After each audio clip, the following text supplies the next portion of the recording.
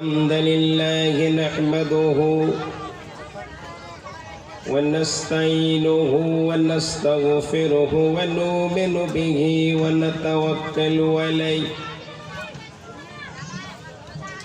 ونعوذ بالله من شرور أنفسنا ومن سيئات أعمالنا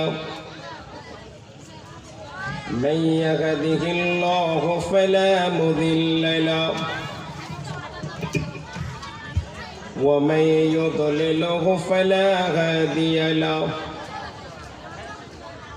وأشهد أن لا إله إلا الله وحده لا شريك له وأشهد أن محمدا عبده ورسوله أما بعد فإن خير الحديث كتاب الله وخير الهدي هدي محمد صلى الله عليه وسلم وشر الأمور محدثاتها وكل محدثة بدعة وكل بدعة ضلالة وكل ضلالة في النار. أعوذ بالله من الشيطان الرجيم. بسم الله الرحمن الرحيم. وما خلقت الجن والإنس إلا ليعبدون. وقال تعالى في موضع آخر إنما يأمر مساجد الله من آمن بالله واليوم الآخر وقام الصلاة وآتى الزكاة ولم يخش إلا الله فعسى أولئك أن يكونوا من المهتدين. وقال النبي صلى الله عليه وسلم من بنى لله مسجدا بنى الله له بيتا في الجنة.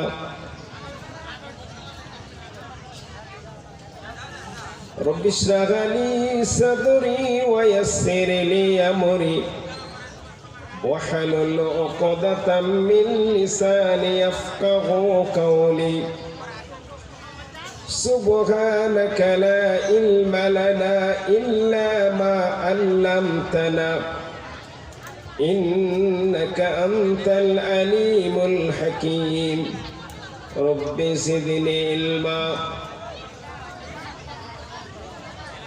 সম্মানীয় আজকের এই জলসার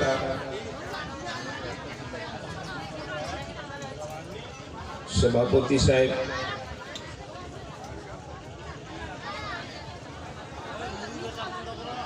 নিমন্ত্রিত আমন্ত্রিত উলামায়ে হযরতগণ,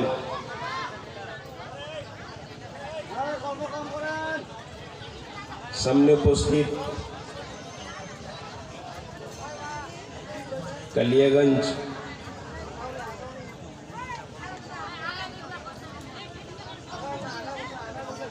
এর অন্তর্গত মহিনগর গ্রাম বা তার সংলগ্ন এলাকার শ্রোতাবৃন্দগণ, পর্দার অন্তরালে থাকা মহিলাগণ, সবার প্রতি আন্তরিক সালাম ও শুভেচ্ছা। উত্তর দিনাজপুরের মধ্যে কালিয়াগঞ্জ এমন একটা থানা,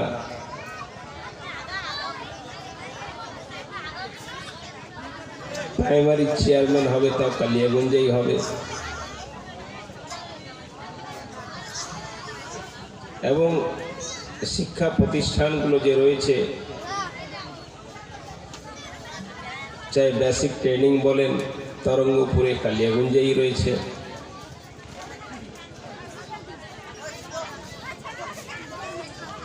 এবং রায়গঞ্জের পরে যদি আপনি লাইট দেখতে চান উজ্জ্বল, সেটা কালিয়াগঞ্জেই আছে।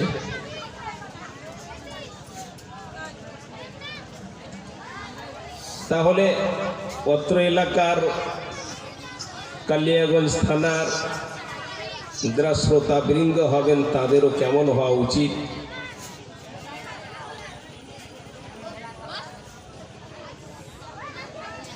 এবং খুসুসান মহিলাদের তো আমার দীর্ঘ বিশ্বাস যে আপনারা আপনাদের থানার এলাকার মর্যাদা রাখবেন। এই চিৎকার কোথাও কোনো ফাংশনে অনুষ্ঠানে গিয়ে চিৎকার করা, ও কারণে পরিবেশকে নষ্ট করা, এটা তো অশিক্ষিতদের কাজ। এটা শিক্ষিত শ্রেষ্টাচার সম্মানীয় লোকের কাজ নয়। আপনি জলসা শুনতে এসছেন, ধ্যানপূর্বকভাবে কি আলোচনা হচ্ছে সেটা আপনার শোনা প্রয়োজন রয়েছে। আজকের এই জলসা এটা উন্নতির জন্য। আর আমি এখানে এসে যা বুঝতে পারলাম, আমার মনে হয় জালসা যিনারা করেছেন তাদের লোক সংখ্যা খুব কম রয়েছে। প্যান্ডেল অত ছোট, তবুও পরিপূর্ণ হচ্ছে না। আর যারা এসছেন তারাও যদি চিৎকার করেন তাহলে তো অসুবিধা হয়ে যাবে। যাই হোক,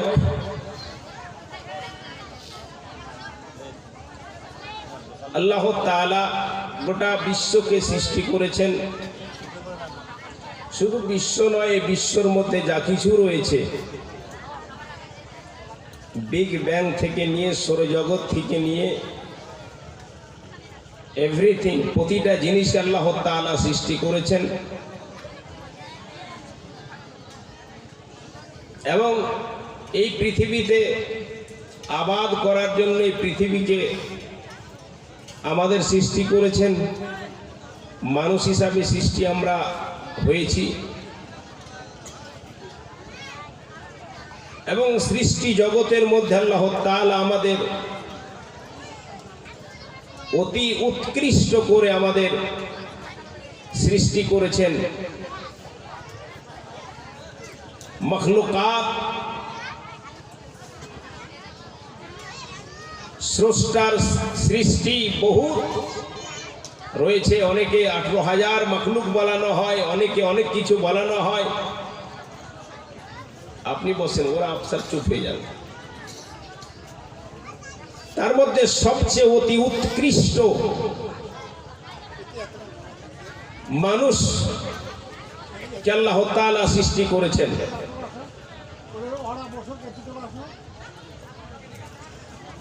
মধ্য দিয়ে একটা রাস্তা ছেড়ে দেন, ওরা সামনে চলে আসবে। একটা রাস্তা ছেড়ে দেন না। পুরুষ মানুষ একজন কেউ যারা ভলেন্টিয়ার রয়েছেন, মধ্য দিয়ে একটা রাস্তা করে দেন না আপনারা।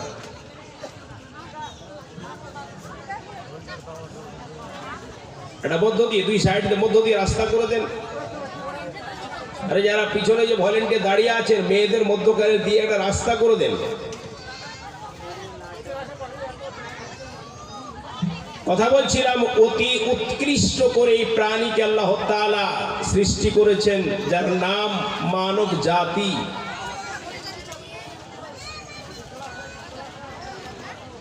এবং মানুষের সর্বপ্রথম যে সৃষ্টি আল্লাহ তাআলা হযরত আদম আলাইহিস সালাতু ওয়াস সালামকে করলেন।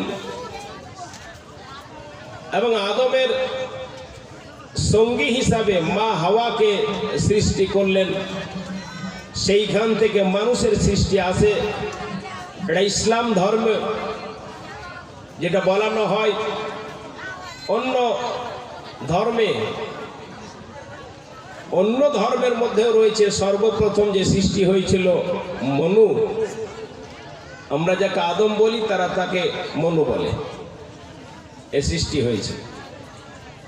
এরপর একের পর এক সামিয়ার স্ত্রী হযরত হাওয়া এবং আদম দিয়ে আল্লাহ তাআলা গোটা পৃথিবীর মানব জাতিকে সৃষ্টির একটা প্রক্রিয়া চালু করলেন। এক পিতা এক মা থেকে সব সৃষ্টি হয়ে গেল। আল্লাহ তাআলা পরিষ্কার করে বলছেন যে আমি মানব জাতিকে সৃষ্টি করেছি এবং কাবাইল গোত্রে গোত্রে আমি তাদেরকে বন্টন করেছি। কেন করেছি? লিতারাফু, তারা যেন একে অপরের পরিচয় পায়। এটা অমুক বংশের লোক, এটা অমুক খানদানের লোক, এটা অমুক গ্রামের লোক, এই ভাগ করে দিয়েছি। এবং আল্লাহ তাআলার নিকটে এই মানুষের মধ্যে ইন্না আকরামাকুম ইনদাল্লাহি আতকাকুম, সবচেয়ে আল্লাহ তাআলার নিকটে পছন্দনীয় মানুষ হচ্ছে যার ভিতরে তাকওয়া রয়েছে। ইন্না আকরামাকুম ইনদাল্লাহি আতকাকুম, তোমাদের মধ্যে সবচেয়ে আল্লাহ তাআলার নিকটে পছন্দনীয় মানুষ যার মধ্যে তাকওয়া রয়েছে। তাকওয়াকে বলানো হয়, তাকওয়ার डेफिनेशन এইভাবে আপনি এক কথাই নিতে পারেন, আওয়ামির কো বজালানা, নওয়াহি সে ইজতনাব করনা, আল্লাহ তাআলার নির্দেশকে মেনে নেওয়া এবং তার নিষেধকেও মেনে নেওয়া। নির্দেশ মেনে নেওয়া, নিষেধকেও মেনে নেওয়া। যা যা করতে আমার নির্দেশ দিয়েছেন সেগুলোকে কাজে পরিণত করা এবং যেগুলো থেকে নিষেধ করেছেন সেইখান থেকে আমাদের বেঁচে যাওয়া, একেই তাকওয়া বলানো হয়। কথা বলছিলাম যে আল্লাহ তাআলা এই করে করে গোটা পৃথিবীর মানব জাতিকে সৃষ্টি করলেন এবং আস্তে আস্তে আমরা ভাগ হতে শুরু হয়ে গেল। ভাগ হতে শুরু হয়ে গেল সঠিক ধর্মে মানুষ, সেখান থেকে মানুষ সেইখান থেকে মানুষের ভাগ সৃষ্টি হয়ে গেল। বিভিন্ন খানদান, বিভিন্ন গোত্রের নবী এসেছেন, কিন্তু আমাদের যে নবী হযরতে মুহাম্মদ সাল্লাল্লাহু আলাইহি ওয়াসাল্লাম, তিনি আবার গোটা বিশ্বের জন্য নবী হয়ে এসেছেন। তিনি মুসলমানদের নবী, তিনি হিন্দুদের নবী, তিনি জৈনদের নবী, তিনি খ্রিস্টানদের নবী, তিনি ইহুদিদের নবী, তিনি শিখদের নবী, তিনি পারসিদের নবী, সবার নবী হযরতে মুহাম্মদ সাল্লাল্লাহু আলাইহি ওয়াসাল্লাম। কেউ দাওয়া যদি করে যে হযরত মুহাম্মদ সাল্লাল্লাহু আলাইহি ওয়াসাল্লাম শুধু আমাদের নবী, তাহলে ভুল হয়ে যাবে। হিন্দু ধর্মের মধ্যে রয়েছে যিনি শেষ নবী হবেন, কলকি অবতার, কলকি অবতার যিনি হবেন তার নাম হবে নারাশংস, প্রশংসিত প্রশংসাকারী। নারাশংস শব্দের অর্থ প্রশংসিত প্রশংসাকারী।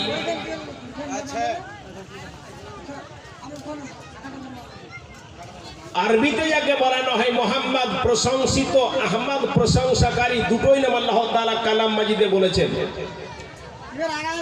নবী মুহাম্মদ সাল্লাল্লাহু আলাইহি ওয়াসাল্লামের কয়টা নাম রয়েছে, তার মধ্যে মুহাম্মদ এবং আহমদ দুটো নাম। মুহাম্মদ শব্দের অর্থ হচ্ছে প্রশংসা, প্রশংসিত। আহমদ শব্দের অর্থ প্রশংসাকারী। তাহলে হিন্দু ধর্মে যে বলানো হলো, বেদের মধ্যে বলানো হলো যিনি শেষ অবতার হবেন তার নাম হবে নারাশংস, প্রশংসিত প্রশংসাকারী। ইসলাম ধর্মে শেষ নবী যিনি হবেন তার নাম হবে মুহাম্মদ ও আহমদ, প্রশংসিত প্রশংসাকারী।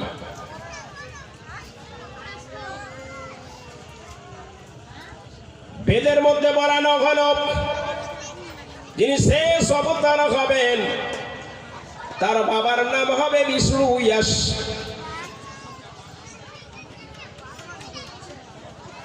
ঈশ্বরের দাস, প্রভুর দাস।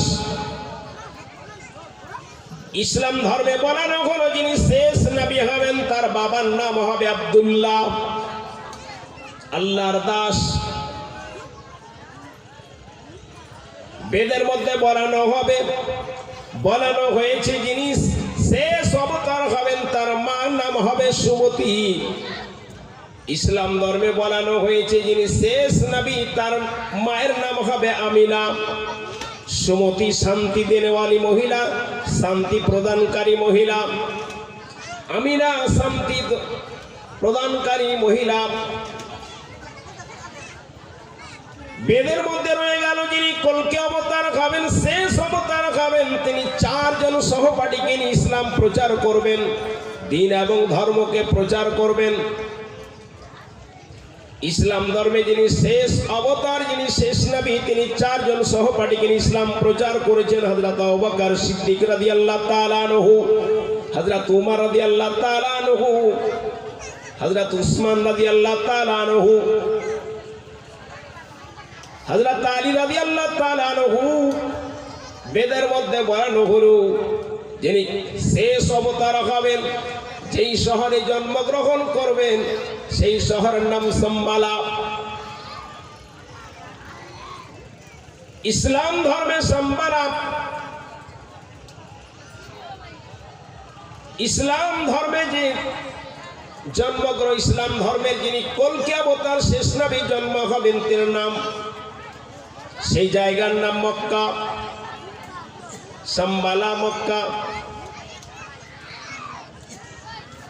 বেদের মধ্যে বলানো হলে যিনি কলকি অবতার হবেন তিনি তরবারি দিয়ে দুশমনদের আক্রমণ করবেন।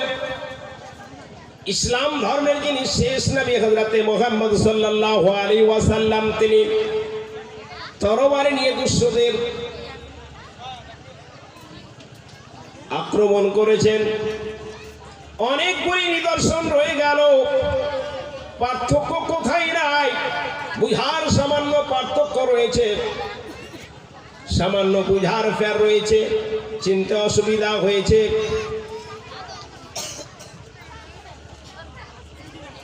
কথা বলছিলাম গোটা পৃথিবীকে আল্লাহ তাআলা সৃষ্টি করলেন, মানুষ হিসাবে সৃষ্টি করলেন, সমস্ত প্রাণীর মধ্যে অতি উৎকৃষ্ট প্রাণী করে মানব জাতিকে সৃষ্টি করলেন।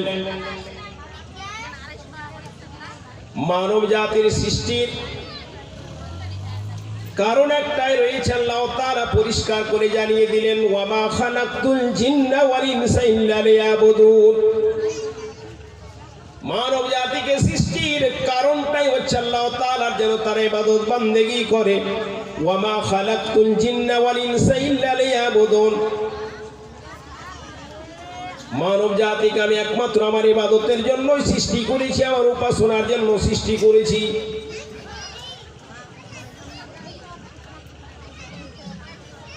উপাসনার জন্য আপনার শিক্ষার প্রয়োজন রয়েছে। ইবাদতের মধ্যে আপনার সবচেয়ে গুরুত্বপূর্ণ ইবাদত হচ্ছে আপনার নামাজ। যত ইবাদত রয়েছে তার মধ্যে গুরুত্বপূর্ণ ইবাদত হচ্ছে আপনার নামাজ। নামাজ যার মধ্যে রয়েছে তাকে মুসলমান বলানো হয়, নামাজ যার মধ্যে নাই তাকে মুসলমান বলানো হয় না। নবী মুহাম্মদ সাল্লাল্লাহু আলাইহি ওয়াসাল্লাম বললেন, বাইনাল আবদি ওয়া বাইনাল কুফরি তারকুস সালাহ। মুসলিম ও মুসলিমদের মধ্যে পার্থক্য হচ্ছে নামাজ ছেড়ে দেওয়া, তারকুস সালাহ, নামাজকে ছেড়ে দেওয়া। নবী আমার পরিষ্কার করে বলে দিলেন, মান তারাকাস সালাতা মুতাআম্মিদান ফাকাদ কাফারা। যারা জেনে বুঝে নামাজকে ছেড়ে দিল তারা কুফরি করলো। নামাজ কত গুরুত্বপূর্ণ জিনিস রে বাপু। আমাদের প্রত্যেকেই যারা প্রশ্ন আউট হয়ে আছে, মাওলানা এখনই বলছিলেন কবর এত বিপদের জায়গা রে বাপু, কবর এত একার ঘর রে বাপু। সেই জায়গাতে যখন মানুষ চলে যাবে, মানুষ মারা গেলে আর বাড়িতে তাকে রাখবে না। কোটিপতি হলেও তাকে আর বাড়িতে রাখে না, সম্মানীয় হলে তাকে আর বাড়িতে রাখে না। যতদিন রুহুটা বেরিয়ে গেল, কালিয়াগঞ্জ তথা রায়গঞ্জের প্রাক্তন সাংসদ প্রিয়রঞ্জন দাস মুন্সি কোমাতে অনেকদিন থাকলো। রুহটা যাওয়া আসা করতেছিল, কয়েক বছর তাকে হসপিটালে রাখানো হলো।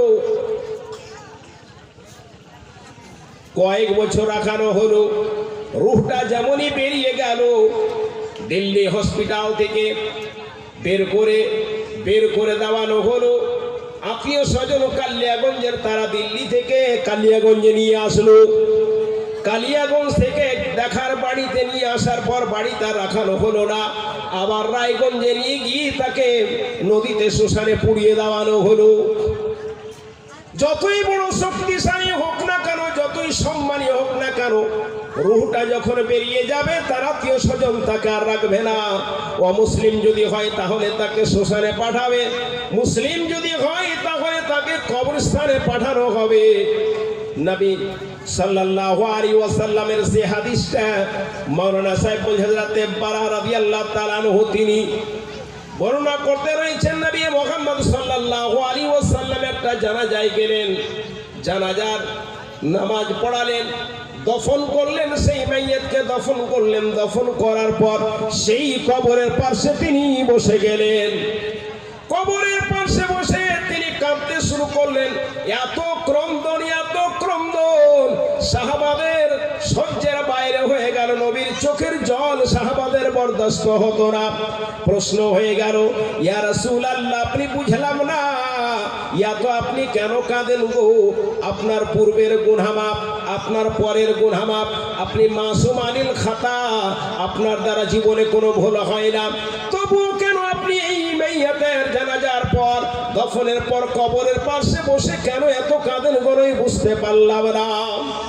সেই দিন নবী মুহাম্মদ সাল্লাল্লাহু আলাইহি ওয়াসাল্লাম শব্দটা ব্যবহার করেছিলেন, ইয়া ইখওয়ানি লিমিসলি গাদা, ইয়া আমার ভাইরা, ইয়া আমার সাথীরা, আমার সহপাঠীরা, লিমিসলি হাদা, এই গর্তের জন্য তৈরি হয়ে যাও, এই গাঢ়ার জন্য তৈরি হয়ে যাও।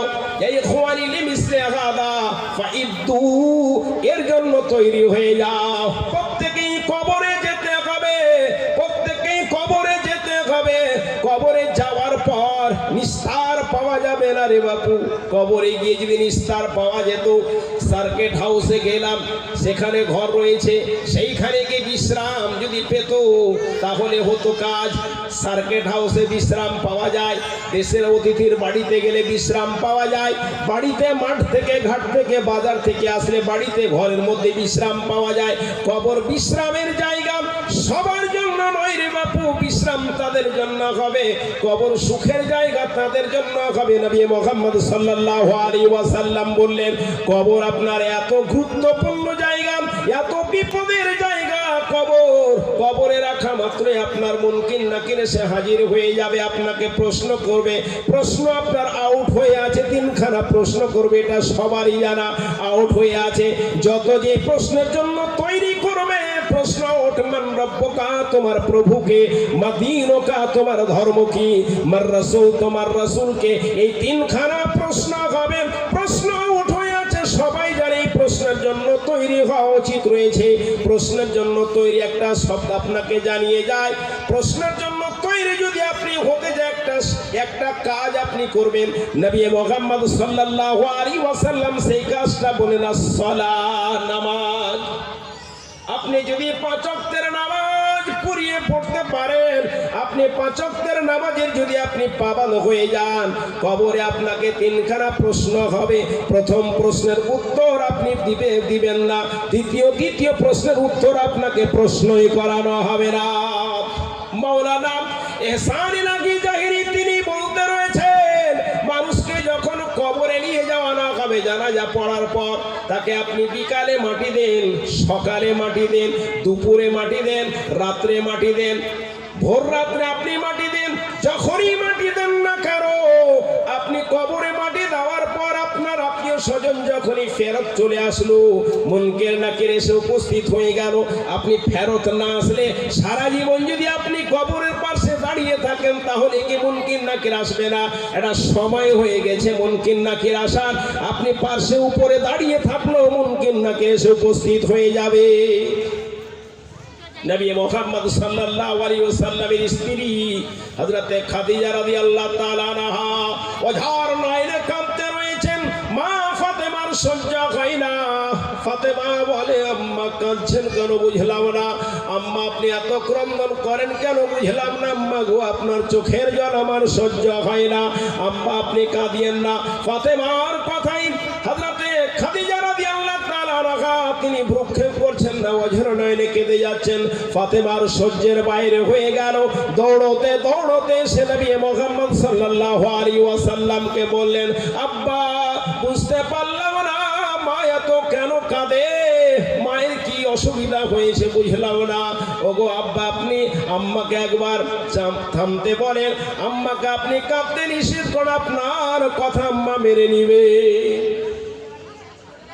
নবী মুহাম্মদ সাল্লাল্লাহু আলাইহি ওয়াসাল্লাম হযরতে খাদিজা রাদিয়াল্লাহু তাআলা আনহাকে বললেন, খাদিজা রে বুঝলাম না কেন তুমি কাঁদো, আমার পক্ষ থেকে কি তোমার কোনো অসুবিধা হয়েছে, আমি কি তোমার কোনো কষ্ট দিয়েছি, কার জন্য কাঁদো বুঝতে পারলাম না।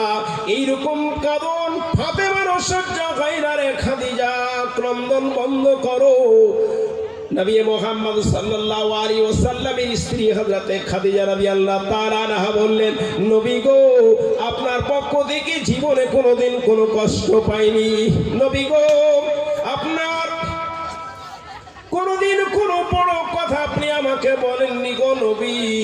তবে নবী গো আপনার সাথ দিয়েছি, সম্পদ দিয়ে আপনার সাথ দিয়েছি, শরীর দিয়ে আপনার সাথ দিয়েছি, সময় দিয়ে আপনার সাথ দিয়েছি গো নবী। তবে বুঝতে পারছি আমার মৃত্যুর সময় ঘনিয়ে এসেছে। এতদিন আপনার সাথ দিলাম গো নবী, যেই দিন আমি মারা যাব সেই দিন আমি কবরে চলে যাব। কবরে যাওয়ার পরে আমাকে তিনখানা প্রশ্ন করবে, মুনকির এবং নাকির আমাকে প্রশ্ন করবে। স্বামী গো সেই দিন আপনি আমার সহযোগিতা করবেন কি করবেন না?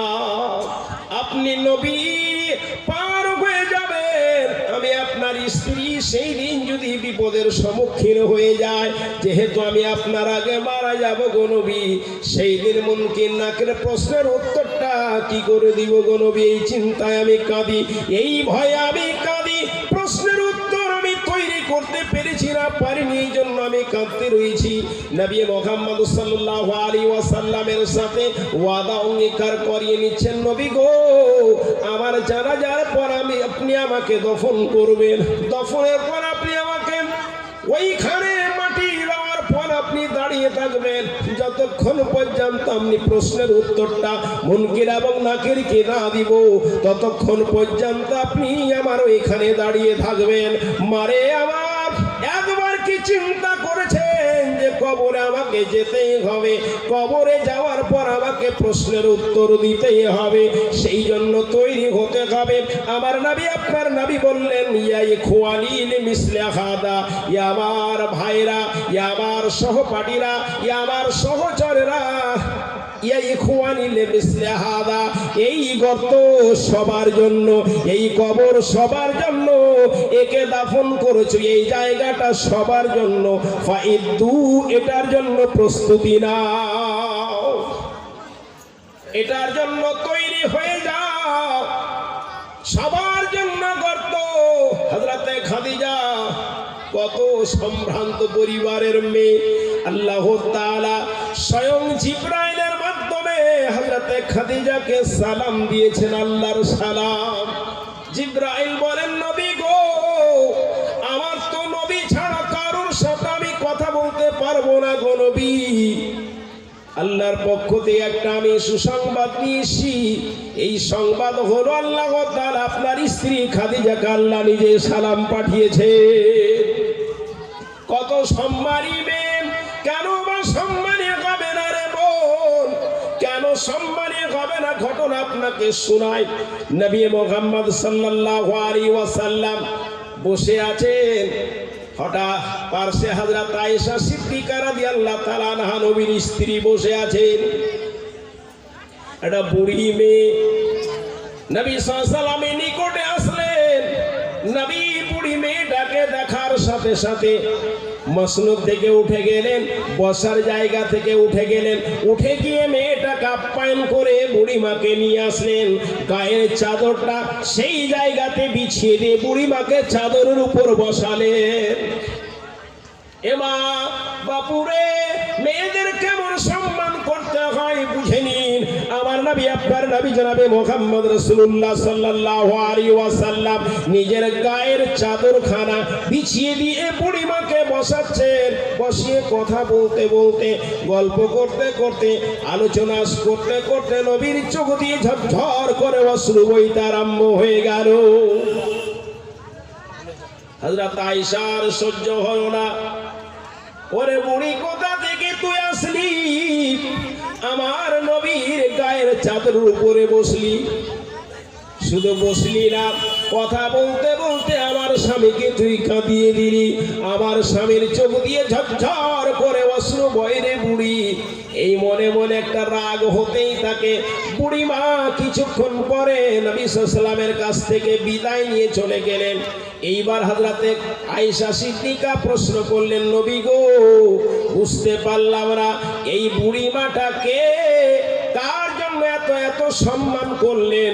আপনি নিজের চাদর, গায়ে দেওয়া চাদরটা বুড়িমাকে বসার জন্য বিছিয়ে দিলেন। শুধু তাই নয় গো নবী, বুড়িমার সাথে কথা বলতে বলতে আপনার চোখ দিয়ে ঝরঝর করে অশ্রু প্রবাহিত হয়ে গেল গো নবী। এটা বুঝলাম না মেয়েটাকে। নবী আমার বললেন, আয়েশা রে, ওকে বুড়ি বলো না, ও আমার পূর্বের স্ত্রী খাদিজা রাদিয়াল্লাহু তাআলা আনহার বান্ধবী। আমার সাথে দেখা করতে এসে আমার খাদিজার বান্ধবী। কথা বলতে বলতে, তাকে দেখতে দেখতে আমার স্ত্রী হযরতে খাদিজাকে আমার স্মরণ চলে আসে। তাই তার সাথে কথা বলতে বলতে আমার স্ত্রীকে এত স্মরণ এসে যে আমার চোখ দিয়ে অশ্রু ঝরঝর করে বয়ে গেল। আয়েশা বলছেন, আমি খাদিজাকে আমার অনেকগুলি সৌতিন ছিল, অনেকগুলি আমার সৌতিন ছিল। হাফসা ছিল, জাইনাব ছিল, উম্মে সালমা ছিল, অনেকগুলি আমার সৌতিন রয়েছে।